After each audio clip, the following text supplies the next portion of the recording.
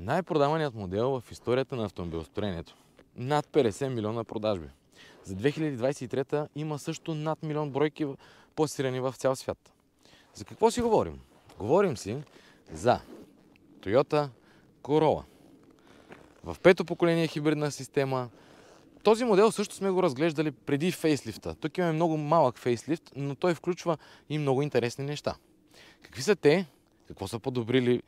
Какво са променили? Ще разгледаме точно в този епизод. Имаме седанов модел, който все по-рядко се среща по нашите пътища. Но, какво в случая е важно? Нямаме кой знае колко промени в екстериора и в интериора, но имаме много под капака, имаме и много като технологии. Днес ще разгледаме всичко това, така че ако все още не сте се абонирали за нашия канал, може да го направите съвсем спокойно. Нека да започнем с екстериора. Много приятен външен вид според мен. Този автомобил се предлага и в още версии, в хетчбек, в комби, че даже и в кросовър. Но екстериора на седана на мен ми допада най-много, особено предницата. Какво имаме? Имаме LED светлини, Full LED фарове с LED дневни светлини. Те са от определено ниво на оборудване. Тях също ще ги засегнем след малко. Ще ви кажа и колко струва всъщност автомобила. Но в нашия случай той е оборудван с такива. Светят много приятно и изглеждат много добре. Обаче са същите като на предходния модел, преди фейслифта. Съществената разлика в екстериора на този модел всъщност са джантите. Ето тези. По това всъщност ще познаете, че този автомобил е фейслифт, ако не погледнете вътре. Страничната линия е абсолютно същата като преди. Защо да променяш нещо, когато то работи и хората го харесват? Нали? Задницата също. Много приятни LED стопове. Изглежда приятно, изчистено и доста европейско като дизайн. Но както казах, разликите са основно вътре, като технологии и под капака.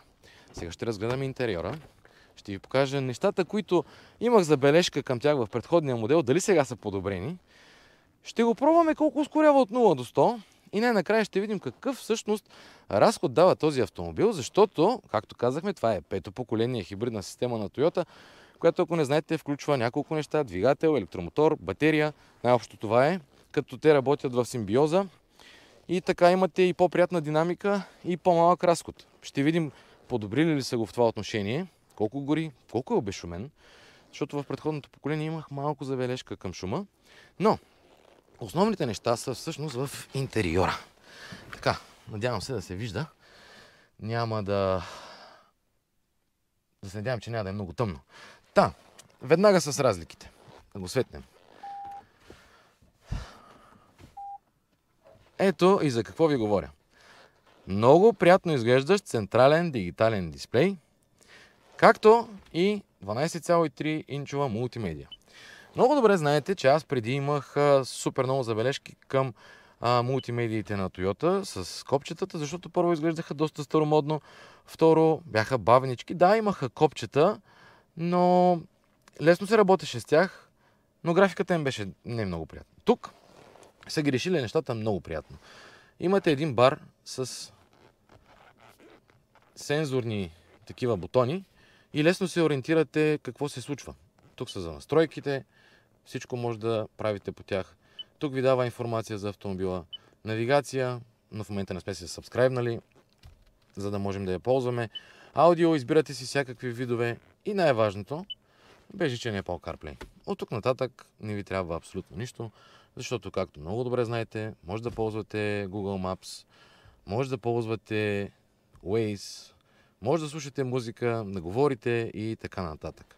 Така че, да ви кажа честно, нещата, които са подобрили тук, ми харесват. Дизайнът е останал същия. Волана е същия. Таблото е същото. Климатроника по абсолютно същия начин. Лесно се работи с него, защото, виждате, имате си физически бутони, може да си контролирате абсолютно всичко, даже и без да гледате, защото знаете кое къде е. Нещата, които наистина бяха важни за мен, си ги подобрили. Това ми харесва.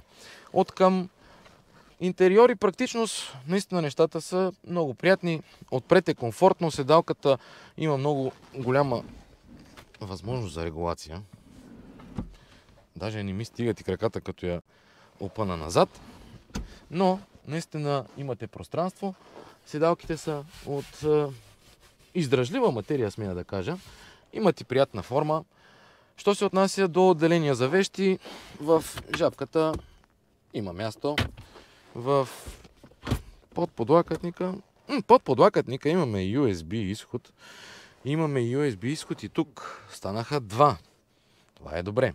Тук отдолу всъщност имаме и безжично зарядно за телефон, защото, както знаете, както ви казах, свързва се безжично Apple CarPlay, Android Auto. По този начин батерията се изчитава, но слагаме го тук и той се зарежда, така че пътуваме без притеснения. Във вратите виждате литрова бутилка вода. Не правим реклама, опитвам се даже да скрия. Събира се без проблем. Отпред е комфортно и приятно. Поглеждаме и отзад как е, за да можем и да пробваме как върви този автомобил. Ето да видите отзад. Проблем. Малко е нисък ръба на купето, но за деца е перфектно. Още нещо, което са подобрили. В предходното поколение тук отзад нямаше USB изходи. Тук имаме два, общо 4. Ще има и за децата, и за вас. Това е повече от прекрасно. На средната седалка малко ми опира главата. Но пък за деца. Трима възрастни ще се съберат. Няма да има най-комфортното на света, но има предостатъчно място. Излезем от другата страна и да видим багажника. Когато снимахме първата Corolla, тръгнах да го търся тук. Но тук е камерата. Така че да знаете, бутона за отваряне на багажника се намира ето тук. Изобщо не е малък такъв. 471 литра. Два големи куфара, малки чанти, без проблем. Има товарен ръб, но пък не е много високо, така че за семейен автомобил този е повече от прекрасен. Има място в багажника, има място и в купето. Сега ще разберем пък дали е комфортен на пътя. Освен това и колко е бърз и колко гори. Но преди това, какви са нивата на оборудване и колко струва този автомобил? Имате няколко. Стартова цена 41 000 лева с бензинов мотор. Аз ви препоръчвам хибридите. На Toyota хибридите определено са много добри и съответно имате по-динамичен автомобил и по-икономичен автомобил. Нивата са комфорт, екзекютив, екзекютив плюс, GR Sport, който предава леко по-спортен вид на автомобила, защото той е все с 1.8, 140 конски сили двигател. Това е хибридната система на Toyota, както говорихме. Много приятен авто като двигател, сега ще ви го покажа. И имате и още едно ниво лъкшери. Той е с кожен салон и с допълнителни екстри, които обаче според мен може да пропуснете. Нивото, което аз ви препоръчвам е ето това. Executive Plus. Защо? Защото имате абсолютно всичко необходимо и не струва толкова много. Цената на този е 59. Максимално автомобила може да струва 67 000 лева. За 59 всъщност получавате всичко необходимо. Имате интелигентни паркинг сензори отпред и отзад. Освен това имате и камера за заден ход. Като тези паркинг сензори всъщност предотвратяват сблъсъци и напред, и назад. Имате и безключов достъп до автомобила, което за мен е много важно. Освен това имате затъмнени задни стъкла, имате подгряване на волана. За зимата, особено както е в момента, това подгряване съм си го пуснал и е супер. Сега, отиваме да го тестваме как се държи на пътя, колко ускорява. Така, сега да видим и как ускорява Toyota Corolla. Тук нямаме Launch Control. Единственото нещо, което правим е да натискаме спирачката в момента и за да дадем газ да ускорим, пускаме и даваме газ. Но първо, какво имаме? Имаме 1.8 хибрид с 140 конски системна мощност. Заводските данни трябва да са 9.3 от 0 до 100.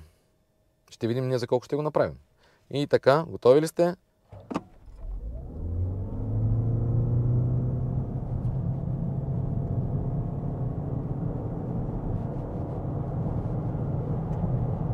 ...100 км в час.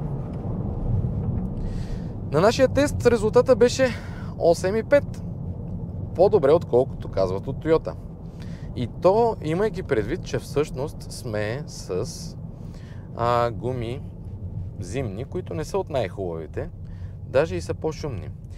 Докато си говорим, ще видим всъщност и колко изразходва един такъв автомобил. Сега ще зануля разхода на гориво, но както и казах в видеото с CHR, случва се малко бавно. Трябва да влезем тук и да задържим. Сега зануляваме го и да видим какво ще постигне, докато си говорим какво представлява този автомобил на пътя. Първо, той е базиран на TNGA, архитектурната платформа на Toyota.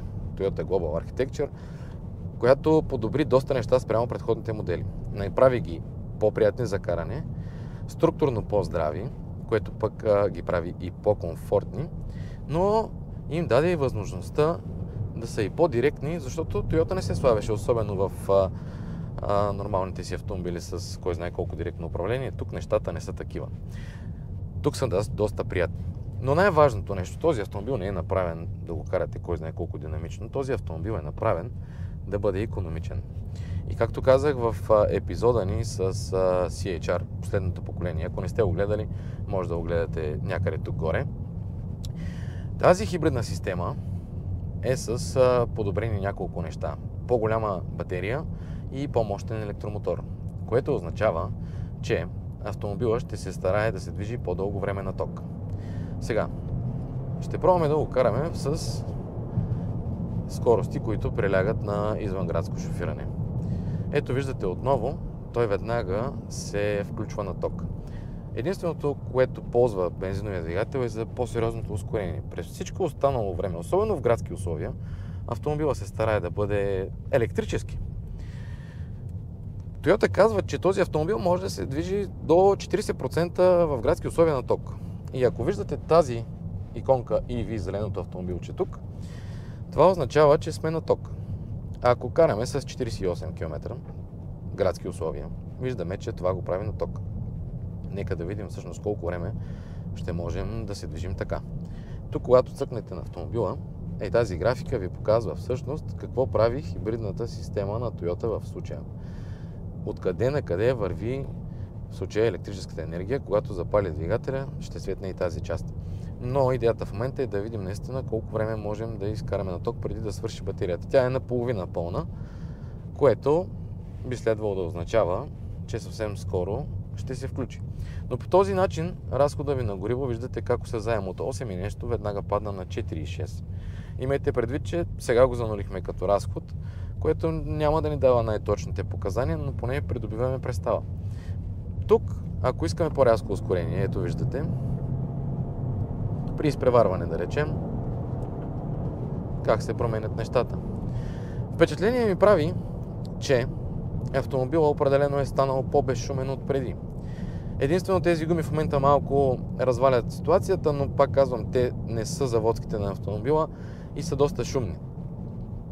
Но обезшумяването на купето определено е по-добро от преди. Тук имаше звук от вятър от колоната, до сега вече не се чува. Явно има доста повече изолация и освен подобренията, които са направили като мултимедията и централния дигитален дисплей, които на мен ми бяха проблем, са подобрили и обезшумяването в купето, което също ми беше проблем, а сега е приятно. Което означава, че този автомобил става наистина един от най-сериозните претенденти в класа си, да не кажа и най-сериозния, защото имате хибридно задвижване, имате доста пъргав автомобил, имате нисък разход на гориво, имате много екстри и много технологии. Споменах ви за подгряването на волана преди малко, наистина е много приятно. Подгрява обаче само тези зони, където би трябвало да държите тук и тук. Тук не подгрява, но е напълно достатъчно. Системите, асистиращите на автомобила, наистина работят повече от прекрасно. Аз съм ги пробвал и адаптивният круиз контрол се справя много добре и асистента за следене на ленти. Въпреки че мен, особено асистента за следене на ленти, понякога ме дразни, но тези неща са вече задължителни. Така, какви са ми впечатленията от този автомобил? Много приятни. 5,1 среден разход. Комфортен. удобен наистина, с много технологии в него. Един много приятен семейен автомобил. Ако такъв тип видеа ви харесват, може да се абонирате за нашия канал и да му сложите един палец нагоре, за да ни подскажете да продължаваме да ги правим, защото на нас наистина са ни много интересни. Това беше Toyota Corolla 2024 година модел. До следващия път!